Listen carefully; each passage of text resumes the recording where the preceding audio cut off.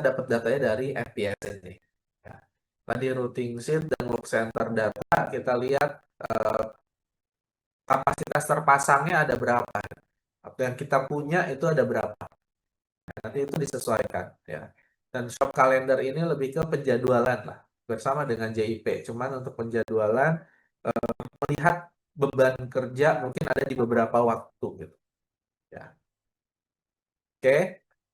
Nah, apa yang bisa kita dapatkan nanti dari CRP? Pertama adalah laporan beban kerja dan pusat kerja.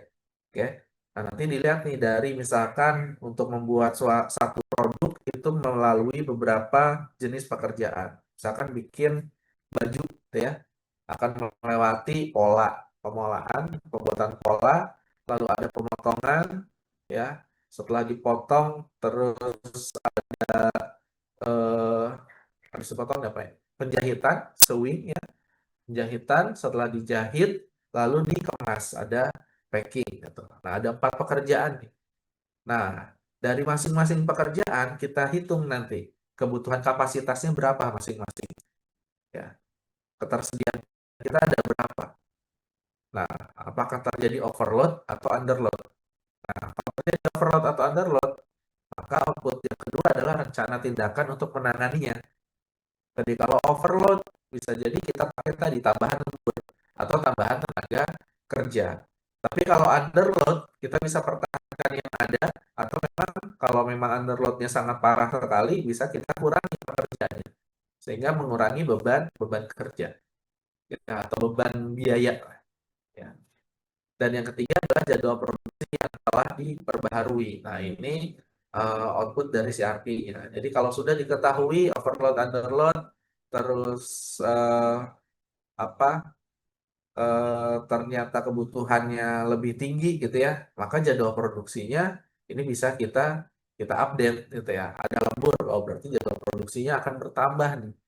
Ya, ada orang baru atau tenaga kerja baru, berarti nanti eh, jumlah produksinya bisa ditambahkan sehingga jadwal produksinya akan menyesuaikan nanti. Oke. Nah, tekniknya dalam CRP ada yang disebut dengan load profile, ya, ada atau dengan capacity load analysis. Ya. Kalau load profile ini grafik menunjukkan beban kerja dari setiap pusat kerja selama periode tertentu. Nah, ini kita pakainya capacity load analysis kayaknya, ya.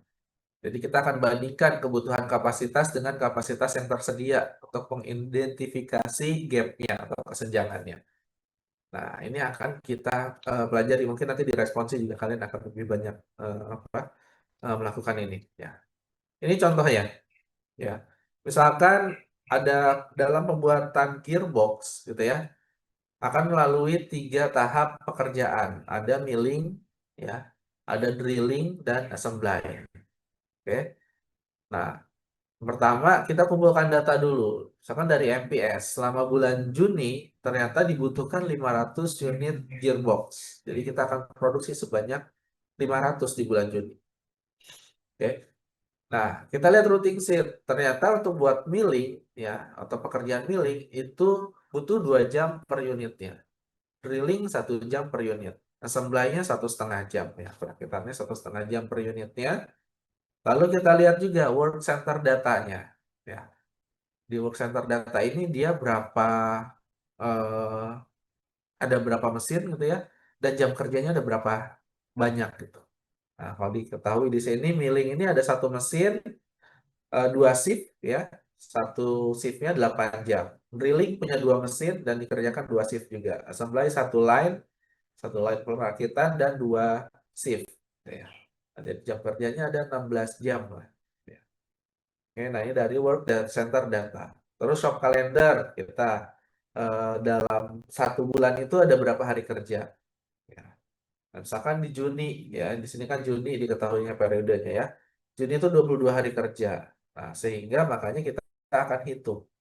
Kalau kita dibutuhkan 500 unit, ya, eh, maka kebutuhan waktu yang dibutuhkan untuk melakukan milling, milling ini 2 jam satu unitnya. Jadi kalau kita mau bikin 500 gearbox, berarti kebutuhannya adalah 1000 jam. Nah, dilihat dari work data center, Yang tersedia milling itu cuma satu mesin. Satu mesin, dua shift. Berarti kan 16 jam. 16 jam kerja. Ya, per harinya. Satu bulannya 22 hari jam kerjanya. Maka di situ kapasitas tersedianya itu adalah 352 jam.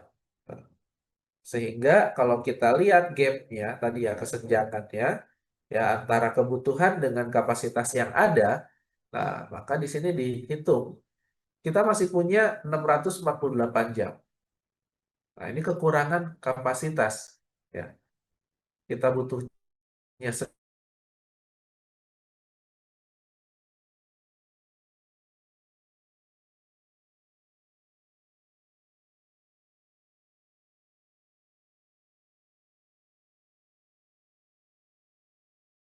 drilling tadi kita mau bikin 500 unit ya. Lalu kita hanya punya satu jam pengerjaannya hanya 1 jam per unit sehingga kebutuhannya adalah 500 jam ya.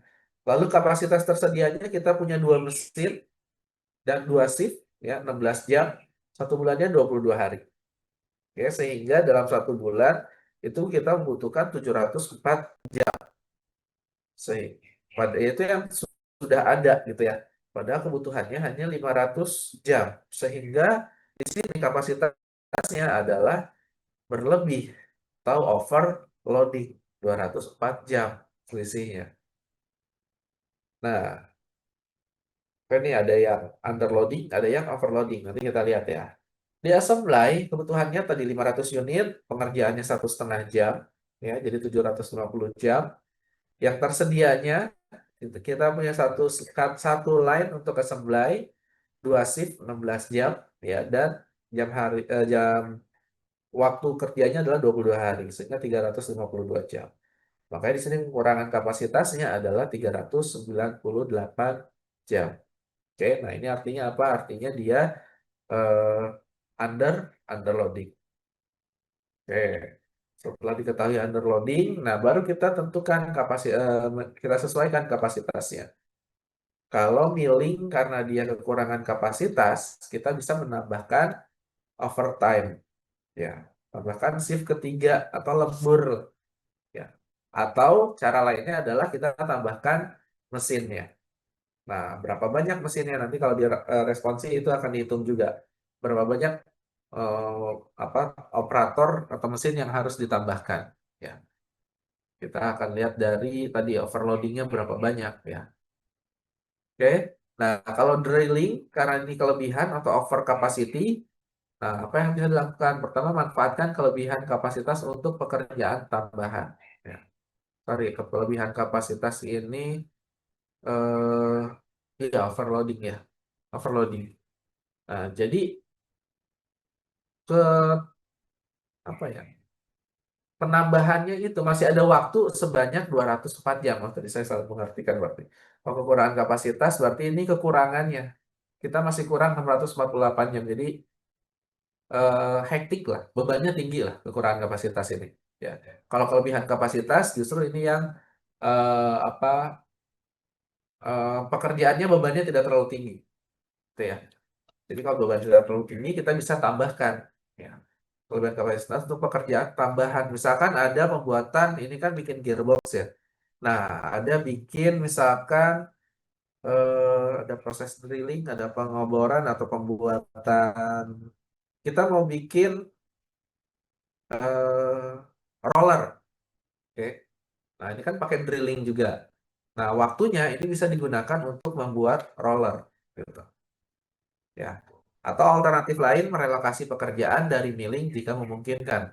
Nah, jadi kalau memungkinkan, misalkan kalau ini mesin ya, kalau tenaga kerjanya, ya ada tenaga kerja, misalkan setelah kita drilling ini kan berarti banyak nih waktunya yang masih belum dimanfaatkan. Nah, bisa nggak nih pekerjaannya kita alihkan ke milling yang tadi membutuhkan waktu tambahan. Nah, biar seimbang gitu. Ya. Kalau supply tadi karena sama-sama kekurangan kapasitas ya atau underloading, dia akan nambahkan bisa kita tambahkan shift ketiga atau tadi lembur atau menyewa atau membeli peralatan tambahan. ya, untuk melakukan assembly. Oke. Nah, langkah selanjutnya adalah monitoring dan penyesuaian. Penyesuaian jadwal. Nah, memantau penggunaan kapasitas harian. Lalu menyesuaikan jadwal produksinya sesuai dengan perubahan permintaan. Lalu dilakukan evaluasi, kaji ulang load profile-nya setiap minggu. Masih memungkinkan nggak gitu ya? Lalu buat penyesuaian. Ya.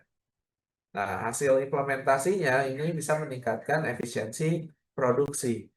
Ada pengurangan waktu tunggu di milling ya dan assembly. Nah, dan ada optimalisasi penggunaan mesin di drilling. Itu dari mesinnya. Dan pengurangan biaya bisa meminimalkan biaya overtime dan outsourcing ya. Nah, ini kita bisa minimalkan ya. Lalu penggunaan sumber daya yang lebih efisien ini juga bisa mengurangi biaya. Dari kualitas, jadwal produksinya lebih konsisten dan pengurangan stres pada peralatan dan pekerja ini bisa ditingkatkan. Oke. Nah, ini contoh ya aplikasian dari CRP. Nah, manfaatnya apa sama tantangannya? Di sini manfaatnya kita bisa tingkatkan efisiensi produksi tadi ya. Kita bisa kurangi biaya operasional dan memperbaiki perencanaan kapasitasnya ya, dengan hasil dari perhitungan tadi. Nah, tapi ada tantangannya di sini kita butuh data yang akurat dan terkini. Ya, jadi nggak bisa pakai data histori sebenarnya. Ya, kecuali tidak ada perubahan ya. Kalau nggak ada perubahan secara mesin nggak ada perubahan, ya secara cara kerja atau metode kerja yang ada perubahan. Nah, kita eh, kita masih bisa menggunakan data itu. Tapi kalau ada perubahan, nah ini kita perlu data yang yang sudah diupdate lah. Ya. Lalu membutuhkan koordinasi antar departemen. Nah, ini juga yang dibutuhkan oleh CRP ya. Misalkan tadi penambahan tenaga kerja, ada nggak nih tenaga kerja barunya? Itu kan harus ada komunikasi atau koordinasi dengan HR-nya. Ya, penambahan mesin.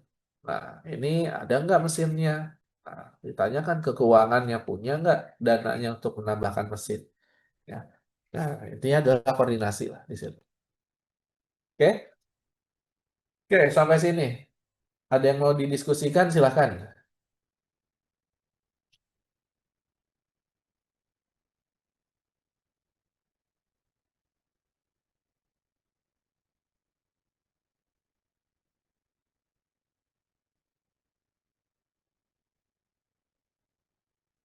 Ada yang mau didiskusikan?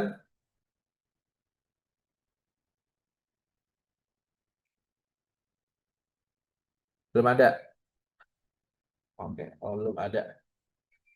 Ya, mungkin itu dulu ya kuliah hari ini ya. Untuk perencanaan produksi dulu, nanti untuk perencanaan pengendalian persediaan bahan baku nanti saya akan berdiskusi lagi ya, atau berkoordinasi lagi sama PJ-nya ya. Tadi siapa ya PJ-nya ya?